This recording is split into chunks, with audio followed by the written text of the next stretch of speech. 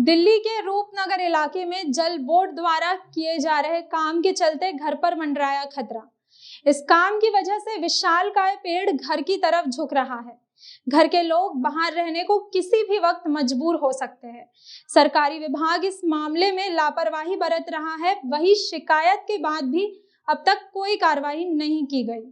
राजधानी दिल्ली के रूपनगर इलाके में दिल्ली सरकार के जल बोर्ड विभाग की एक बड़ी लापरवाही सामने आई है, जहां लापरवाही के चलते एक घर पर खतरा मंडराने लगा है। दरअसल रूपनगर इलाके में जल बोर्ड का काम चल रहा था, जिसके लिए सड़क की खुदाई की जा रही थी। सड़क की खुदाई के चलते एक बड़ा विशालकाय पेड़ मकान की तरफ झुक गया, जहाँ आसपास के लोगों ने अब सड़क की खुदाई तो रुकवा दी, लेकिन अब भी इस घर पर खतरा मंडरा रहा है। कभी भी यह पेड़ घर के ऊपर गिर सकता है और वहाँ रहने वाले लोग हादसे का शिकार हो सकते हैं, जिसके चलते अब घर के लोग बाहर रहने को मजबूर है। वह केवल रात को ही अपने घर में जाते हैं और तब भी डर के साए में सोने को मजबूर है। इस संबंध में घर के मालिक द्वारा संबंधित विभाग को शिकायत दी गई। डिप्टी डायरेक्टर को शिकायत देने के बावजूद भी अभी तक इस मामले में कोई कार्रवाई नहीं की गई और पेड़ को दूसरी तरफ झुकाकर काटा भी नहीं जा रहा। फिलहाल लगातार घर पर रहने वाले लोग खतरे के साए में जीने को मजबूर है और संबंधित विभाग द्वारा कोई कार्रवाई नहीं की जा रही, जो कि बड़ी लापरवाही है। और इसी तरीके की बड़ी लापरवाही के चलते पहले भी दिल्ली में कई बड़े हादसे हो चुके हैं। क्या नाम है सर? जी मेरा नाम अरुण सैनी है। अरुण जी, क्या मामला है, पूरा बताएं।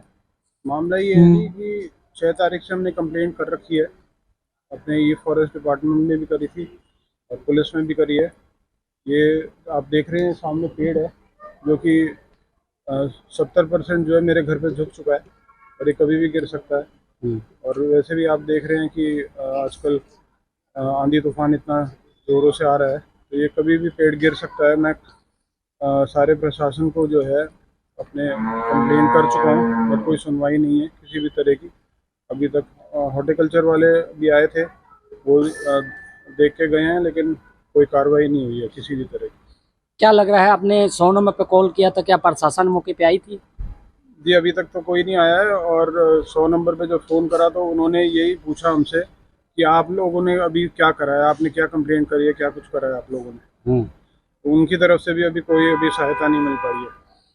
इस पेड़ को झुकने से कितना डर की माहौल बना हुआ आपकी फैमिली पे? डर का माहौल ऐसा बना हुआ है जी, 6 तारीख से हमने अपनी जो गाड़ियाँ घर के नीचे लगाते हैं वो सारी हटाती है। बच्चे ना तो बाहर निकल सकते हैं, ना हम लोग निकल सकते हैं। और प्रॉपर्टी भी आप देख रहे हैं 70% जो है पेड़ जो है वो पूरा हमारे घर पे जो है झुक चुका है और कभी भी गिर सकता है, जिसपे जान की तो है ही खतरा इसके अंदर और साथ में अपने घर को भी खतरा है। और क्या जल बोर्ड की अभी कुछ दिन पहले को भी काम हुआ था क्या, उसकी वजह से ज्यादा समस्या आ गई? एक्चुअली क्या है कि यहाँ पे एक लाइन खुदी हुई थी जो कि 1 साल से कोई नहीं देख रहा था इस चीज़ को। तो दिल्ली जल बोर्ड के कुछ जो वर्कर्स थे वो आके यहाँ इन्होंने खुदाई करी है और उसी खुदाई के दौरान ये पेड़ जो है झुक गया है। ये कौन सा एरिया लगता है?